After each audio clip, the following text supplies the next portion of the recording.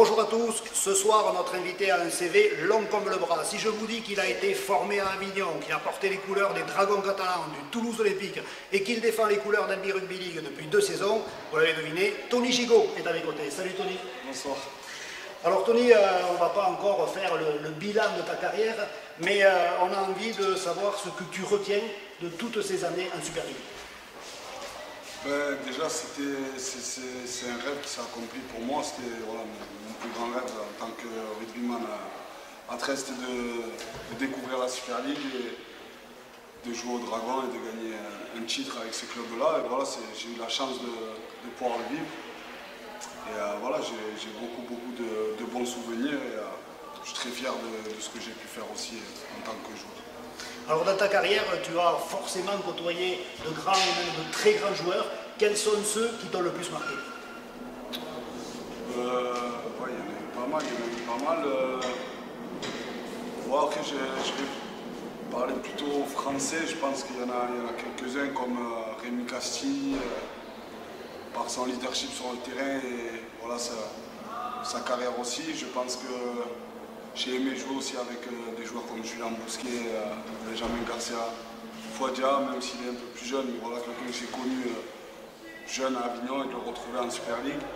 Après voilà, côté joueur étranger, il y en a eu pas mal aussi, mais voilà, de jouer avec des joueurs comme Todd Carnet ou des Steve Menges, des Scott Duro, on apprend vraiment de tous ces joueurs et j'en oublie certainement, mais voilà, on apprend énormément de ces joueurs et ça reste une fierté pour nous en étant français quand tu les vois à la télé et de les voir arriver dans des clubs comme les Dragons, c'est aussi une chance pour nous.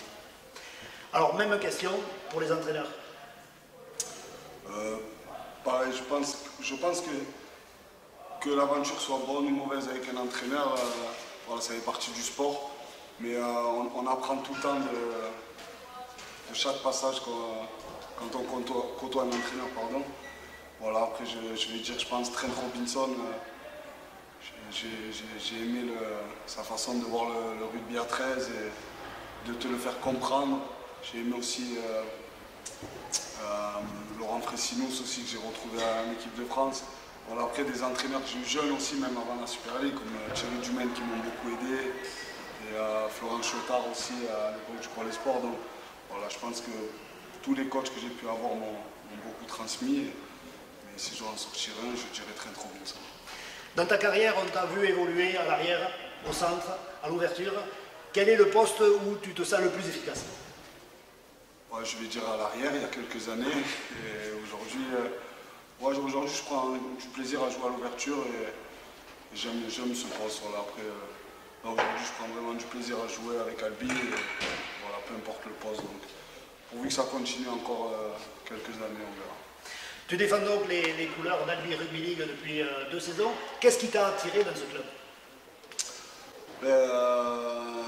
Voilà, j'ai des bons copains avec Max Puech, avec qui j'ai joué à Toulouse et qui m'en a parlé en bien. Et voilà, j'avais envie de retrouver plaisir à jouer et ce côté convivial et famille un peu qu'il y a ici.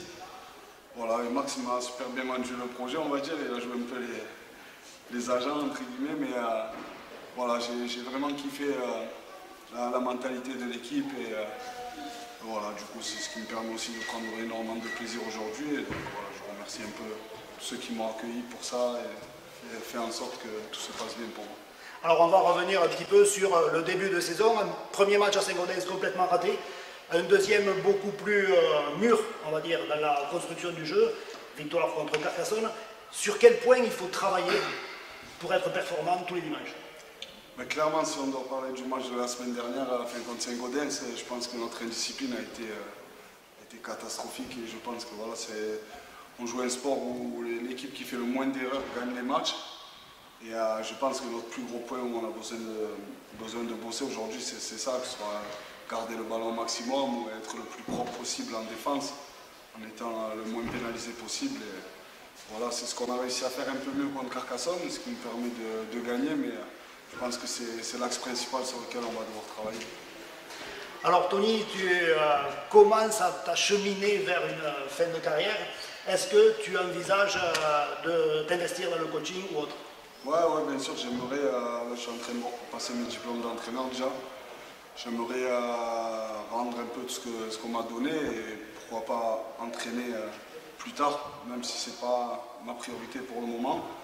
Mais c'est clair que j'aimerais rendre au rugby à 13 tout ce que j'ai pu vivre et donner un peu de mon savoir aux plus jeunes. Alors on va terminer sur une question qui ne concerne pas du tout le rugby à 13, mais le football, puisque à Albi il y a beaucoup de supporters de l'OM et on sait que ton frère Samuel porte les couleurs de l'OM. Est-ce qu'on peut espérer le voir un jour dans les tribunes à Mazigou? Je ne peux pas faire de promesses, mais j'aimerais bien le ramener un jour. Puis lui aime le rugby aussi, donc à l'occasion ça serait bien, mais je penserais qu'il a les plannings un peu chargés là, entre les allers-retours pour les matchs.